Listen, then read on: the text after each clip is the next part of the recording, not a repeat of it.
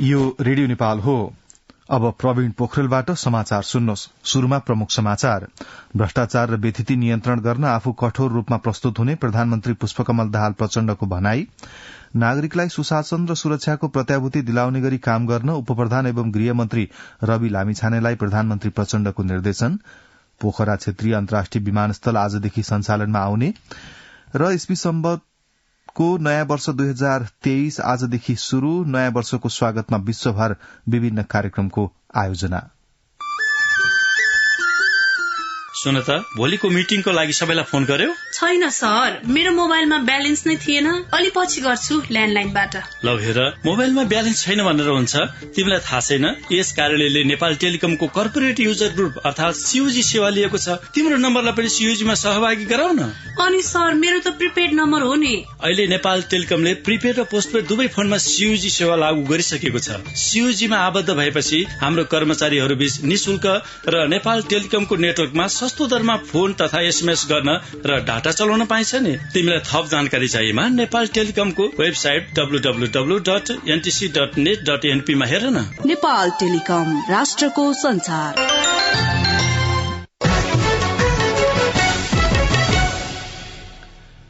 समाचार अब विस्तारमा।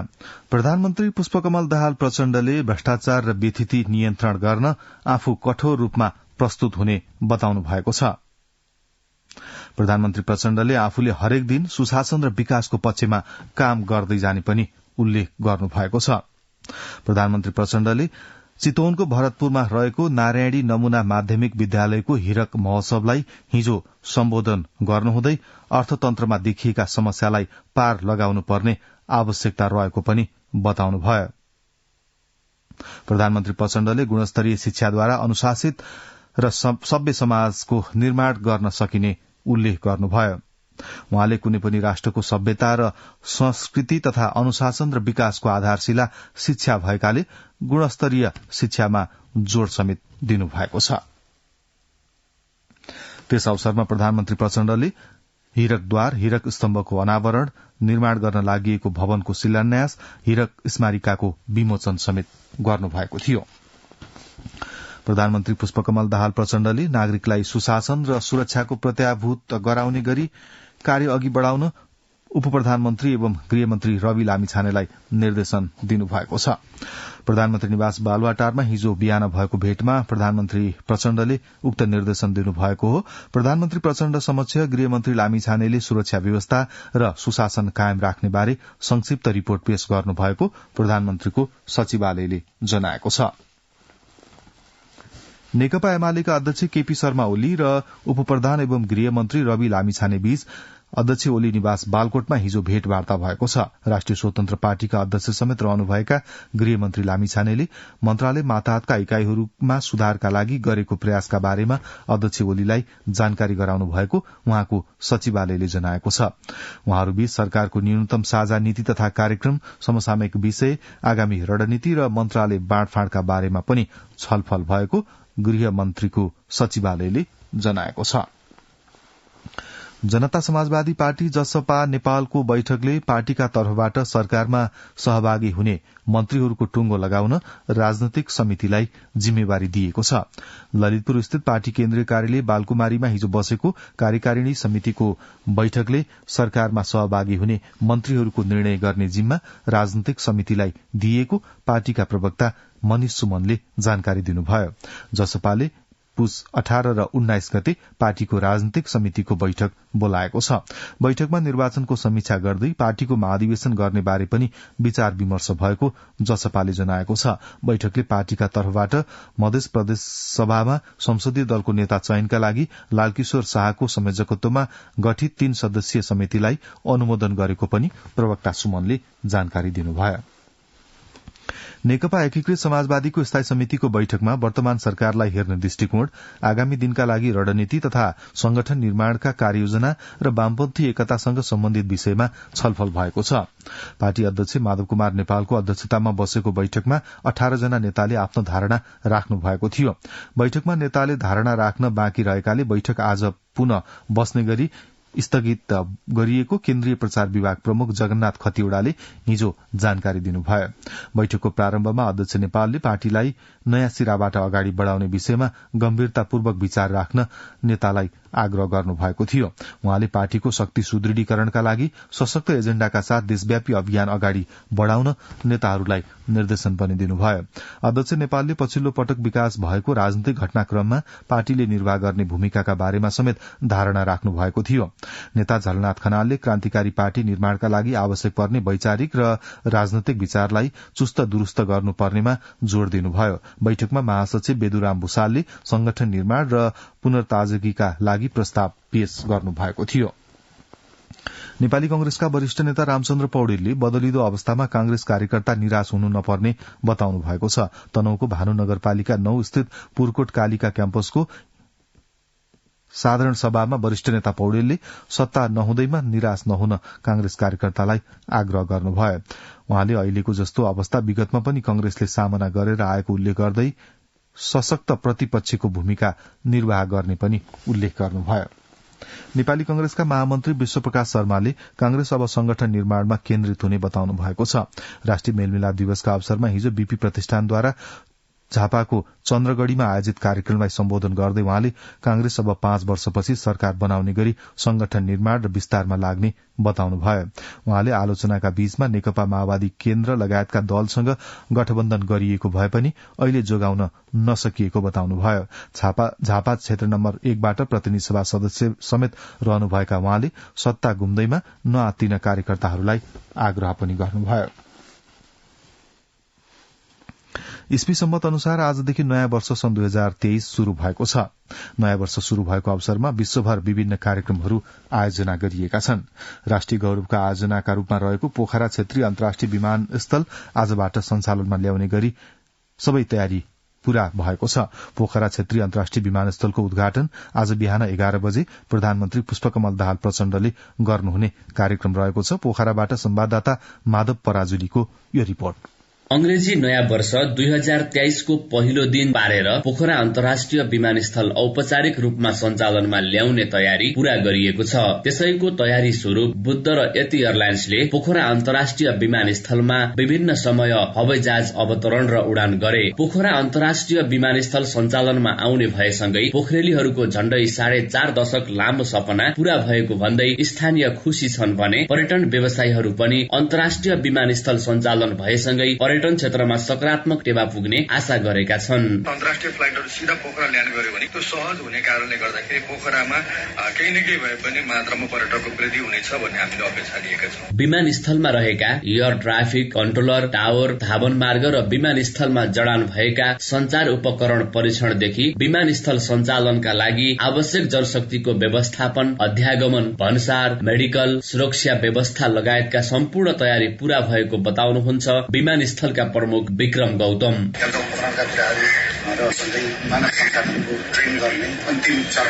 यता पोखरा अन्तर्राष्ट्रिय विमानस्थल सञ्चालनमा बाधक बनेको छिनडाँडा स्थित पोखराको ल्यान्डफिल्ड साइटको पनि अब समाधान भएको छ। पोखरा महानगरपालिकाका मेयर धनराज आचार्य अहिले हामीले 6वटा फरक ठाउँहरूमा अहिले फोहोरको अल्पकालीन व्यवस्था गर्ने कुरा गरेका छौं। त्यसको अपना चाहिँ हामीले अब अहिले भइरहेको ल्यान्डफिल्ड साइट त बन्दै गरिसक्यौं। पोखराबाट अन्य देशहरूका लागि उडान भर्नका लागि अन्तर्राष्ट्रिय हवाई कम्पनीहरूले चासो देखाएका छन्। नवनिर्मित पोखरा क्षेत्रीय अन्तर्राष्ट्रिय विमानस्थलबाट पहिलो अन्तर्राष्ट्रिय उडान बुद्ध एयरले गर्ने भएको छ। यसका लागि क्यान समक्ष उडान अनुमतिको माग गरेको उक्त कम्पनीले पोखरादेखि भारतका बनारस, दिल्ली र देहरादूनमा उडान गर्ने योजना बनाएको छ। बुद्ध एयरका सेल्स एण्ड मार्केटिङ प्रमुख रूपेश जोशी पोखराबाट बनारस गएर बनारसबाट पोखरा जाने प्लान छ।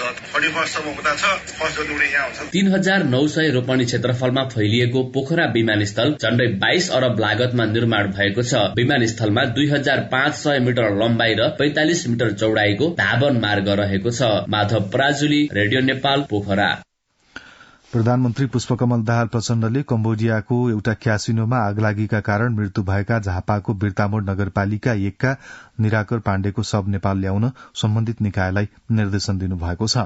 प्रधानमन्त्री प्रचण्डले मुख्य सचिव शंकरदास बैरागीलाई पाण्डेको शव नेपाल ल्याउन शीघ्र सहजीकरणका लागि सम्बन्धित निकायलाई परिचालन गर्न निर्देशन दिनुभएको प्रधानमन्त्रीको सचिवालयले जनाएको छ। कम्बोडियाको एउटा क्यासिनोमा आगलागी हुँदा पाण्डेसहित अन्य 26 जनाको ज्यान गएको थियो।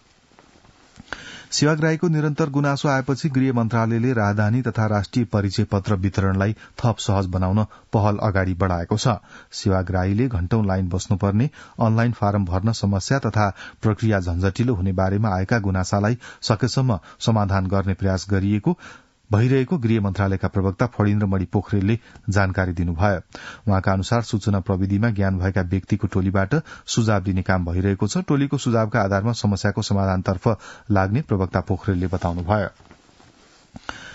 केही डेयरी व्यवसायीले आफू खुशी दूधको मूल्य बढ़ाएका छन्। किसानबाट खरिद गर्दा महँगो परेको भन्दै उनीहरूले दूधको बजार मूल्य प्रति लिटर 14 रुपियाँसम्म बढ़ाएका हुन्। सीमित व्यवसायीले दूधको मूल्य बढ़ाएको बारे नियामक निकायले कुनै कदम चालिसकेको छैन।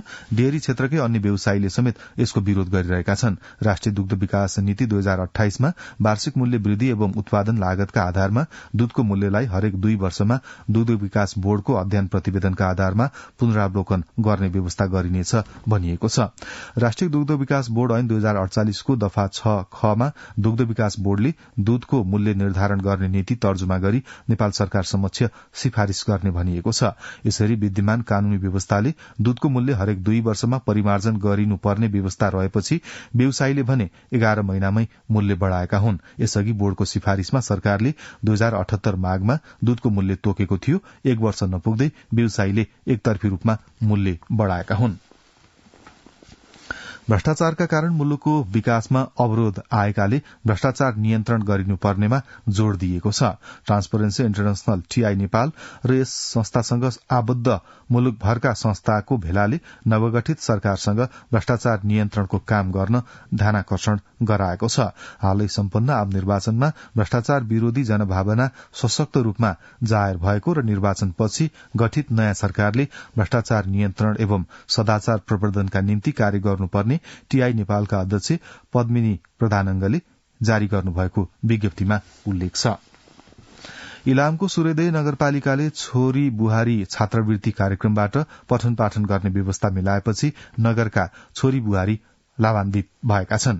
नगरको अभियानबाट आफ्नै खर्चमा उच्च शिक्षा लिन नसकेका महिला दिदीबहिनीहरूको उच्च शिक्षा लिने सपना नगरले पूरा गरिदिएको छ। इलामबाट स्थानीय संवाददाता राजकुमार दाहालको यो रिपोर्ट।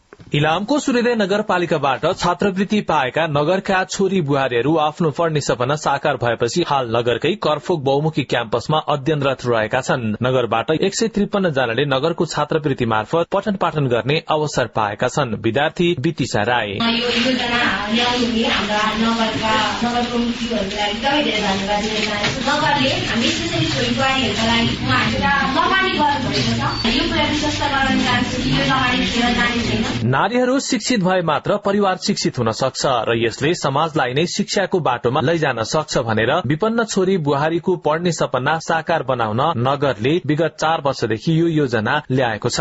नगर प्रमुख रणबहादुर राई नगरको इच्छा नारीलाई शिक्षा, नगरको इच्छा बुहारीलाई शिक्षा। हाम्रो समाज परिवर्तन गर्नु छ भने, विकासका लक्ष्यहरू साँच्चै नै प्राप्त गर्नु छ भने हाम्रा महिला शिक्षित हुनु पर्यो। महिला शिक्षित हुनुभयो भने मात्रै विकास हुन सक्छ। वित्तीय साक्षरताको कुरा पनि त्यो अगाडि बढ्न सक्छ। नगरपालिकाले प्रत्येक घरमा कम्तीको पनि 1 जना महिला उच्च शिक्षा हासिल गरेका भेट्न सकोस्। विभिन्न कारणले उच्च शिक्षा लिन नसकेका छोरी बुहारीहरूलाई नगरले पहिलो वर्ष 100% र त्यसपछि नतिजाको आधारमा 70% सम्म छात्रवृत्ति दिँदै आएको छ। नगर शिक्षा शाखा प्रमुख योग निधि भट्टराई निरन्तर रूपमा सञ्चालन गरिरहेको छ। यो वर्ष मात्र नगरसभाबाट 79-80 को बजेटमा 27 लाख रुपियाँ मजिद नगरसभामा बिजुली जुटाएको पनि। नगरको छात्रवृत्ति पाएपछि घराइसी काममै रहेकाहरू पनि पढ्न क्याम्पस भर्ना भएपछि ग्रामीण भेगमा सञ्चालित नगरको एकमात्र क्याम्पस करफोक बहुमुखी क्याम्पसलाई पनि सञ्चालनमा सहजता मिलेको छ। क्याम्पस प्रमुख गोपाल कटेल, यहाँका 60% विद्यार्थीहरू चाहिँ केही न केहीमा इन्भल्भ भएका छन् र जति हुन्छन् त्यो विद्यार्थीहरूले चाहिँ पढ्ने जोडको गएका छन् र सरहरूले पनि पढाउने प्रयास गरिरहेका छन्। नगरपालिकाको यो कदमबाट नगरका छोरी बुहारीलाई शिक्षाको ज्योति मिलेको छ। राजकुमार दाहाल, रेडियो नेपाल, इलाम। अब केही अन्तर्राष्ट्रिय समाचार। अंग्रेजी नयाँ वर्ष 2023लाई स्वागत गर्न विश्वभर विविध कार्यक्रम आयोजना गरिएका छन्। बेलायतको लण्डनमा नयाँ वर्षलाई स्वागत गर्न हजारौं मानिस एकै ठाउँमा भेला भएका छन्। कोरोना महामारीपछि सबैभन्दा ठूलो जमघट देखिएको बीबीसीले उल्लेख गरेको छ। लण्डनकै थेम्स नदी किनारमा 1 लाख बढ़ी मानिस जम्मा भएका छन्। त्यसैगरी अस्ट्रेलियाको सिडनी, न्यूजील्याण्ड लगायतका देशमा पनि तामझामका साथ नयाँ वर्षलाई स्वागत गरिएको छ। रसियाली राष्ट्रपति भ्लादिमिर पुटिनले आफ्ना सैनिकहरूसँग नयाँ वर्षको स्वागत गर्नुभएको छ भने युक्रेनका राष्ट्रपति भ्लोदिमिर जेलेन्स्कीले पनि युक्रेनी नागरिकहरूलाई आफूलाई साथ दिएकोमा नयाँ वर्षको अवसरमा धन्यवाद व्यक्त गर्नुभएको बीबीसीले उल्लेख गरेको छ। चर्चित ईसाई गुरू भूतपूर्व पोप बेनेडिक्ट 16 को भ्याटिकन स्थित आफ्नै निवासमा 95 वर्षको उमेरमा निधन भएको छ। करिब 8 वर्ष क्याथोलिक चर्चको नेतृत्व गर्नुभएका बेनेडिक्टले सन् 2013 मा पदबाट राजीनामा दिनुभएको थियो। उहाँ सन् 1415 मा ग्रेगरी 12औं पछि राजीनामा दिने पहिलो पोप बन्नुभएको थियो। विश्व स्वास्थ्य संगठन WHO ले चीनलाई कोरोना महामारी तथा संक्रमण अवस्थाबारे वास्तविक जानकारी दिन आग्रह गरेको छ। विश्व स्वास्थ्य संगठनले अहिले चीनका अस्पतालमा भइरहेको उपचारको व्यवस्था र ज्यान गुमाउनेहरूको यकिन विवरण उपलब्ध गराउन पनि आग्रह गरेको छ। अमेरिका, फ्रान्स, स्पेन, दक्षिण कोरिया, भारत, इटाली, जापान र ताइवान लगायतका देशले चीनबाट आउने यात्रुका लागि कोरोना परीक्षण अनिवार्य गर्नुपर्ने व्यवस्था लागू गरेका छन्। मेक्सिकोको पश्चिमी क्षेत्रमा बस दुर्घटना हुँदा कम्तीमा 15 जनाको मृत्यु भएको छ। स्थानीय संचार माध्यमहरूका अनुसार बसमा 48 जना यात्रुहरू रहेका थिए। संयुक्त राष्ट्र संघीय मानवाधिकार प्रमुख भोल्कर तुर्कले जोखिमपूर्ण समुद्री यात्रा गरेका हजारौं रोहिंग्याको सुरक्षाका लागि समन्वयात्मक क्षेत्रीय दृष्टिकोण अपनाउन आह्वान गर्नुभएको छ। उहाँका अनुसार सन् 2022 मा मात्रै 2400 भन्दा बढ़ी रोहिंग्याले बंगलादेश र म्यानमार छोड्न खोजेका र उनीहरूमध्ये 200 भन्दा बढ़ीले बाटोमै ज्यान गुमाएका छन्। अब आर्थिक समाचार। चालू आर्थिक वर्ष 2079-80 को पहिलो त्रैमाससम्ममा नेपालको कुल सार्वजनिक ऋण 20 खर्ब 7 अर्ब 84 करोड़ रुपियाँ पुगेको छ। सार्वजनिक ऋण व्यवस्थापन कार्यालयको पहिलो त्रैमासिक प्रतिवेदन अनुसार गत असार मसान्तको तुलनामा असोज मसान्तसम्ममा सार्वजनिक ऋण 0.27% ले घटेको छ। गत असार मसान्तसम्ममा नेपालको कुल सार्वजनिक ऋण 20 खर्ब 13 अर्ब 29 करोड़ बराबर थियो। पहिलो त्रैमासिक अवधिसम्ममा नेपालको कुल बाह्य ऋण 10 खर्ब 50 अर्ब 23 करोड़ पुगेको छ भने आन्तरिक ऋण 9 खर्ब 57 अर्ब 61 करोड़ बराबर रहेको छ। गत असार मसान्तसम्मको तुलनामा बाह्य ऋण 24 अर्ब 38 करोड़ले वृद्धि भएको छ भने आन्तरिक ऋण 29 अर्ब 83 करोड़ले घटेको छ। चालू आर्थिक वर्षको पहिलो 3 महिनामा सरकारले कुल 24 अर्ब 70 करोड़ बराबर बाह्य ऋण उठाएको छ। त्यही अवधिमा आन्तरिक ऋण भने लिएको छैन। संखुवा सभाको भोटखोला गाउँपालिकामा निर्माण हुन लागेको 1061 मेगावाट क्षमताको अपर अरूण जलविद्युत आयोजनाको प्रभावित क्षेत्रका स्थानीयलाई मुआवजा वितरण गर्न शुरू गरिएको छ।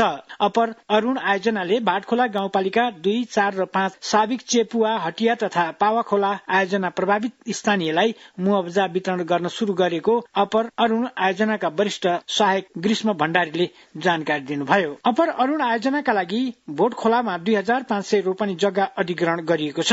1061 मेगावाट जलविद्युत उत्पादन क्षमताको अपर अरूण आयोजना नेपाल सरकारले नै बनाउने गरी निर्माण अघि बढाएको छ। आयोजनाले प्रभावित क्षेत्रका 365 परिवारलाई मुआवजा वितरण गरिने आयोजनाका वरिष्ठ सहायक भण्डारीले बताउनुभयो। उहाँका अनुसार हालसम्म भोटखोला 2 हटियामा 15 घर परिवारलाई करिब 4.5 करोड़ मुआवजा वितरण गरिसकिएको छ। जलविद्युत आयोजनाको अनुमानित लागत 2 खर्ब रुपियाँ भन्दा बढ़ी रहेको छ। सन् 2024 को मध्यदेखि जलविद्युत आयोजनाको निर्माण शुरू हुने र निर्माण शुरू भएको 6 वर्षभित्रमा निर्माण सम्पन्न गर्ने योजना रहेको छ। बागमती प्रदेशको मासु उत्पादनमा पोल्ट्री व्यवसायको योगदान 69% रहेको बागमती प्रदेश कृषि तथा पशुपन्छी विकास मन्त्रालयले जनाएको छ। राष्ट्रिय अण्डा उत्पादनमा भने बागमती प्रदेशको योगदान 60% रहेको छ। पोल्ट्री क्षेत्रको विकासमा सर्वपक्षीय सहभागिता, खाद्य र पोषण सुधार भन्ने नाराका साथ भएको 10औं पोल्ट्री दिवसको साताव्यापी कार्यक्रमका अवसरमा शनिबार हेटौडामा आयोजित कार्यक्रममा त्यस्तो जानकारी दिइएको हो। मन्त्रालयको प्रतिवेदन अनुसार बागमती प्रदेशमा 1,63,309 मेट्रिक टन मासु उत्पादन हुने गरेको छ, जसमा बागमती प्रदेशमा 1,13,432 मेट्रिक टन कुखुरा तथा हाँसको मासु उत्पादन हुने गरेको छ। साथै प्रदेशमा कुल अण्डा उत्पादन 8,79,335 रहेको छ। भुवन आचार्य। अब खेल समाचार।